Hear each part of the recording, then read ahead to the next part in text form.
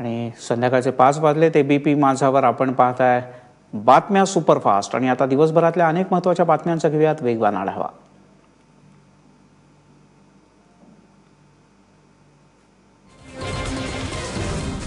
अयोध्येतील बाबरी मशिदीचा जो वादग्रस्त ढाचा होता तो पाडल्याप्रकरणी भाजपचे ज्येष्ठ नेते लालकृष्ण अडवाणी, मुरली मनोहर जोशी, उमा भारती यांच्या विरोधात आरोप निश्चित करण्यात आले आहेत।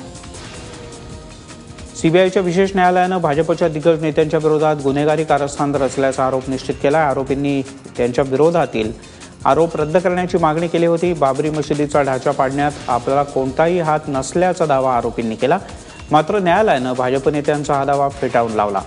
याआधी या नेत्यांना न्यायालयानं जामीन मंजूर केलाय। 50,000 रुपयांच्या वैयक्तिक जातमुचलक्यावर सीबीआयच्या विशेष न्यायालयानं भाजपच्या नेत्यांना जामीन दिला आहे।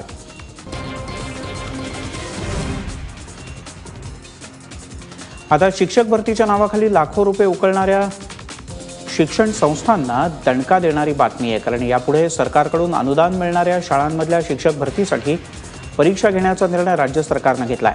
आज झालेल्या राज्य मंत्रिमंडळाच्या बैठकीत हा महत्त्वाचा निर्णय घेण्यात आला। विशेष म्हणजे मेरिट लिस्टनुसार शिक्षकांची भरती केली जाणार असल्याचं शिक्षण मंत्री विनोद तावडे यांनी स्पष्ट केलं। 1ली ते 12वी पर्यंतच्या शिक्षकांसाठी ही नवी नियमावली लागू असेल। राज्यात एकूण 1,05,000 अनुदानित शाळा असून राज्य सरकारकडून दरवर्षी शिक्षणावर होणारा खर्चाचा आकडा 57,000 कोटींच्या घरात आहे। दरम्यान विनाअनुदानित शाळांमधल्या शिक्षकांचा जागा भरण्याचा अधिकार मात्र खासगी संस्थांनाच असणार आहे। पुणे सोलापूर पॅसेंजरमध्ये 15 ते 20 गुंडांनी महिला आणि लहान मुलींना मारहाण केली। काल दुपारी सोलापुरातल्या कुर्डुवाडी स्टेशनजवळ गाडी असताना या टोळक्यानं गाडीमध्ये अक्षरशः हैदोस घातला। या गुंडांनी लाकडी दांड्यांनी या महिलांना मारलं। यामध्ये काही महिला जखमी झालेत। लहान मुलींच्या डोक्याला आणि पायाला सुद्धा जबर मार लागलाय। या प्रकरणी आता 10 जणांच्या विरोधात दौंड पोलीस स्थानकात गुन्हा दाखल करण्यात आला आहे। शेतकऱ्यांच्या बद्दल अपशब्द काढणाऱ्या दानवे यांच्या अडचणी आणखीन वाढण्याची चिन्ह आहेत, कारण अंगणवाडी घोटाळ्यामध्ये पंकजा मुंडे ज्या महिला आणि बालविकास मंत्री आहेत यांच्यासोबतच भाजपचे प्रदेशाध्यक्ष रावसाहेब दानवे यांच्यावर सुद्धा आपनं बोट ठेवलंय। राज्य सरकारनं गुपचूप महिला मंडळाचा वापर करून खासगी ठेकेदारांना कामं देण्याची परवानगी मिळवून दिल्याचा आरोप आपच्या नेत्या प्रीती शर्मा मेनन यांनी केला। यामुळे पंकजा आणि दानवे यांच्या भूमिकेची चौकशी करण्याची मागणी आम आदमी पक्षानं केली आहे। सरकार ने जवाबदारी ली थी कि आंगनवाड़ियों में जो बच्चे आते हैं उनको हॉट फूड के अलावा राशन दिया जाएगा, जो वो घर ले जाके पका के खा सकते हैं, जिसमें सारे पौष्टिक आहार जो पौष्टिक ज़रूरतें हैं वो सारी पूरी होंगी। 88% कॉन्ट्रैक्ट उन्होंने अभी अप्रैल 2017 में इन्हीं 3 कंपनीज को दिया है। इन्हीं 3 कंपनीज को, जिनको सुप्रीम कोर्ट ने प्रूव कर दिया था कि ये फर्जी महिला मंडल हैं। किरीट सोमैया ने खुद FIR फाइल करवाई थी ACB में और आई थिंक CBI में। हम जानते हैं, हमने सुना है कि मोनेश्वर सप्लायर जो हैं वो राशन का काम करते हैं। पूरे मराठवाड़ा में दानवे और उनके एसोसिएट्स की राशन की और ICDS स्कीम्स पे उनका कब्जा जमाने का अभी एक नया तरीका हुआ है। तो जो कांग्रेस ने स्कैम किए थे, आज बढ़ चढ़ के बीजेपी वही स्कैम करना चाहती है। वो उन्हीं स्कैम में शामिल हो रही है। अगर राव साहब दानवे इस स्कैम के पीछे हैं, अगर उनकी वजह से पंकजा मुंडे ने इन उल्टी सीधी गैर जिम्मेदार कंपनियों को कॉन्ट्रैक्ट दिए हैं, तो हम चाहते हैं कि राव साहब दानवे पे इंक्वायरी होए, उनका अगर इसमें इन्वॉल्वमेंट होए तो उनका अरेस्ट होए। तिकडे अमरावतीमधल्या 4 बालकांच्या मृत्यू प्रकरणी ड्युटीवर असलेले डॉक्टर भूषण कट्टा यांना अटक करण्यात आली। सिव्हिल सर्जन अरुण राऊत यांच्या तक्रारीनुसार डॉक्टर कट्टा यांच्यावर सदोष मनुष्यवधाचा गुन्हा दाखल करण्यात आला आहे। चुकीच्या औषधोपचारांमुळेच या बालकांचा मृत्यू झाला असावा असा प्राथमिक अंदाज आहे। दरम्यान या प्रकरणी डॉक्टर पंजाबराव देशमुख रुग्णालयाचे डीन डॉक्टर दिलीप जाने, डॉक्टर पंकज बारबदे आणि प्रतिभा काळे यांनाही सहआरोपी करण्यात येणार आहे। रविवारी रात्री इन्क्युबेटरमध्ये ठेवलेल्या 4 बालकांचा अवघ्या काही मिनिटांच्या अंतरानं मृत्यू झाला होता। त्यांच्या नातेवाईकांनी जी कंप्लेंट लॉन्च करणं गरजेचं होतं, तिकडून ते झालेलं नाही। त्यामुळे मग शासनाच्या वतीनं आम्ही ती कंप्लेंट लॉन्च केलेली आहे की जेणेकरून ते काय ते चॅनलच घेऊन सर्व गोष्टी प्रॉपरली पोलिसांनी त्याची इन्व्हेस्टिगेशन करावी, जेणेकरून जे विक्टीम आहेत त्यांना न्याय मिळावा, हे उद्देश आहे आपला पाठीमागे। खासदार राजू शेट्टी यांची आत्मक्लेश यात्रा थोड्याच वेळात राजभवनावर धडकणार आहे. काल राजू शेट्टी यांच्या यात्रेमुळे वाहतुकीचा पुरता बोजवारा उडाला होता. आजही तशी स्थिती उद्भवण्याची शक्यता आहे. राजू शेट्टी यांनी फडणवीस सरकारच्या विरोधात 22 मे पासून आत्मक्लेश यात्रेला सुरुवात केली, ज्याला शेतकऱ्यांनी मोठ्या प्रमाणात पाठिंबाही दिला.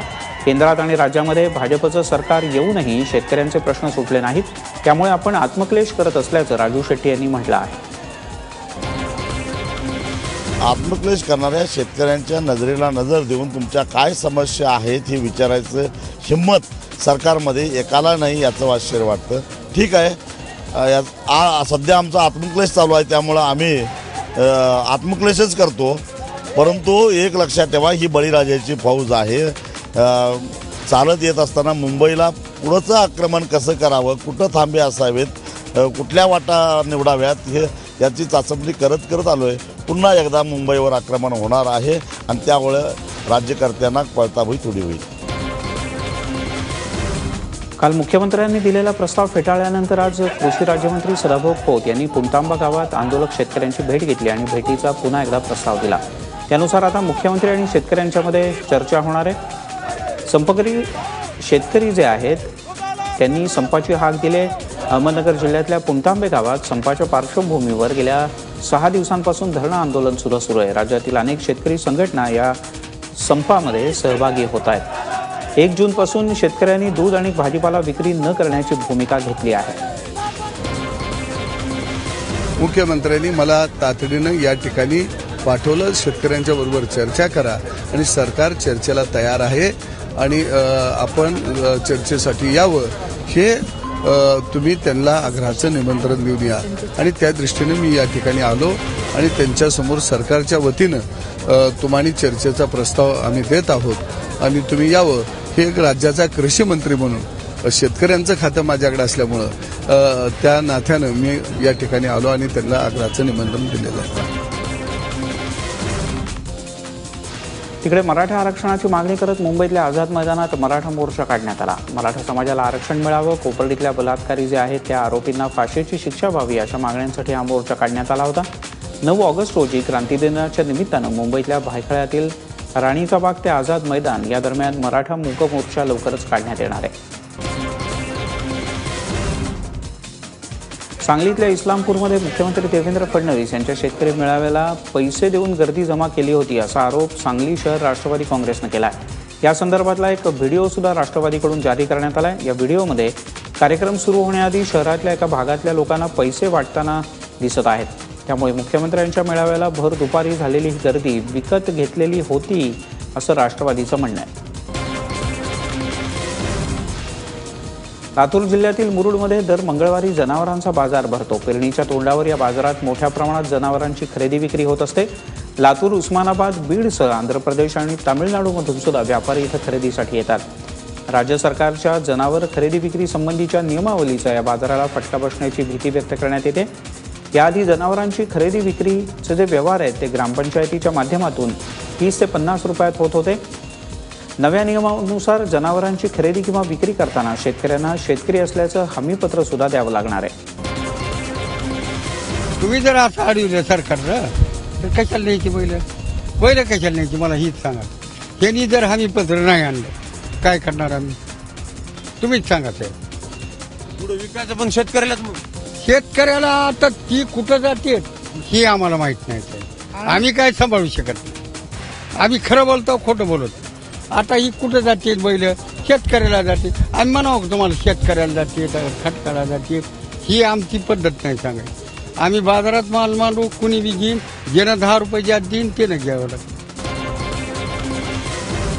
राज्यातील 12वीच्या विद्यार्थ्यांचे निकाल अखेर जाहीर झाले आहेत. महाराष्ट्र राज्याचा एकूण निकाल 89.50% लागला आहे. विशेष म्हणजे गेल्या वर्षीच्या तुलनेत 12वीच्या निकालात 2% वाढ झाली आहे. दरवर्षीप्रमाणे यंदाही मुलींनी 12वीच्या परीक्षेत बाजी मारले. 93.5% मुली या उत्तीर्ण झालेत तर 86.65% मुलं 12वीत उत्तीर्ण झालेत. जिल्ह्यांच्या बाबतीत बोलायचं झालं तर कोकणात 12वीचा सर्वाधिक निकाल लागला आहे तर कोकणाच्या खालोखाल कोल्हापूर आणि पुण्यात 12वीचा सर्वाधिक निकाल लागला आहे.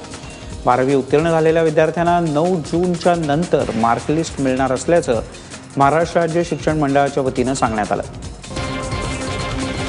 मला एक्सपेक्टेड होते 94 पर्यंत येतील, पण 94.9 येणार आणि मुंबईमध्ये फर्स्ट येईल एवढं जास्त एक्सपेक्ट नव्हतं मला.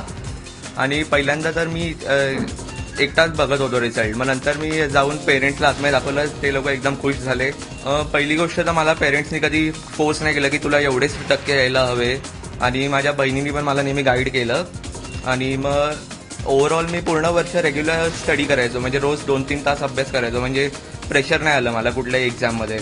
आणि मग मेन म्हणजे मी डिसेंबरमधून पेपर लिहायला चालू केले, त्याच्यामुळे मला फाइनलमध्ये भरपूर हेल्प झाली. देखिए 2 साल से एम तो IIT था, तो 2 साल से मैं फोकस्ड हूँ पढ़ाई पे, 11th-12th दोनों. 12th में स्टेट बोर्ड का ऐसे खास टेंशन नहीं लिया मैंने. आई थिंक प्रिपरेशन भी मतलब जो IIT की थी उस पर ही ज़्यादा फोकस किया था. और जो दूसरे डिस्ट्रैक्शंस है सोशल मीडिया वगैरह उसको ज़्यादा यूज़ नहीं किया, मतलब इतना ज़्यादा नहीं किया. मैं पहले भी कहा कि गोल मेरा IIT था. एज अ बाई प्रोडक्ट मुझे मिला है स्टेट बोर्ड का, क्योंकि शायद से मेरा इंटरेस्ट डेवलप हो गया होगा साइंस सब्जेक्ट, तो मेरे नेचुरली चीज़ें आ गई और मिल गया सक्सेस.